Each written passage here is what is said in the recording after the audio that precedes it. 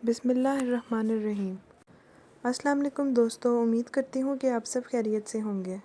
Welcome है आपका मेरे YouTube channel cooking with Rubina में, जिसमें आज फिर से हम आपको आपके बहुत इसरार पर रसमलाई बनाना सिखाएंगे। तो वीडियो स्टार्ट करने से पहले गुजारिश है कि प्लीज़ मेरे चैनल को सब्सक्राइब कर दें। जिसके लिए हमें तकरीबन 1 कप ड्राई मिल्क, 1 कप चीनी, बेकिंग पाउडर और बेकिंग सोडा, 1 अदद अंडा, सूजी और पिसी हुई इलायची चाहिए होगी और गार्निशिंग के लिए बादाम और पिस्ते चाहिए होंगे। सबसे पहले हम तकरीबन 1 किलो दूध को थोड़ा सा बॉईल कर लेंगे और उसमें इलायची पाउडर शामिल करेंगे।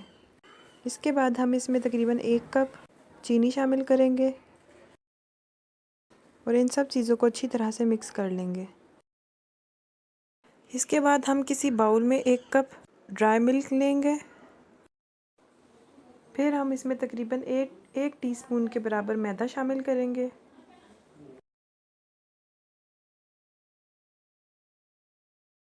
इसके बाद हम इसमें तकरीबन 1 टीस्पून बेकिंग पाउडर शामिल करेंगे।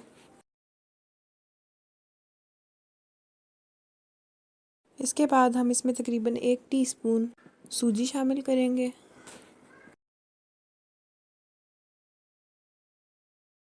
इसके बाद हम इसमें 3 इलायचियाँ शामिल करेंगे और 3 इलायचियाँ हमने दूध में शामिल की थी। टोटल हमें 6 इलायचियाँ चाहिए होंगी। फिर इसके बाद हम इसमें तकरीबन 5 चम्मच ऑयल की शामिल करेंगे, जैसा कि आप लोग वीडियो में देख सकते हैं। इसके बाद हम चम्मच की मदद से इन सब चीज़ों को मिक्स कर लेंगे और फिर 1 अदद अंडे को तोड़ेंगे और उससे इसकी एक अच्छी सी डो तैयार कर लेंगे। याद रहे कि अंडा एकदम से सारा नहीं डाल देना, थोड़ा थोड़ा सा करके शामिल करेंगे कि हमारी डो बहुत ज़्यादा सॉफ्ट ना हो जाए।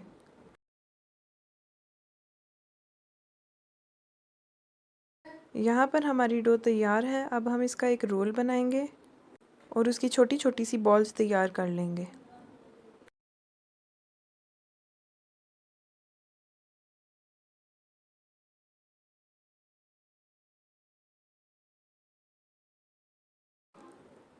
अब हम अपने हाथों पर ऑयल लगाएंगे और जो पीसेस हमने किए थे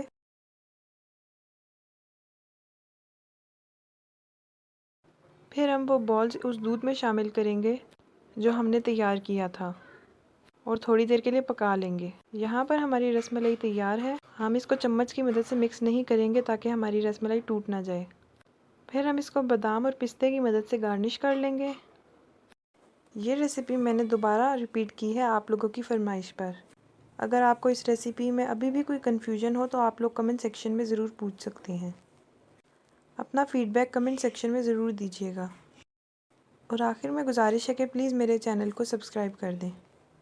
अपना और अपने घर वालों का ख्याल रखिएगा। अल्लाह हाफिज़।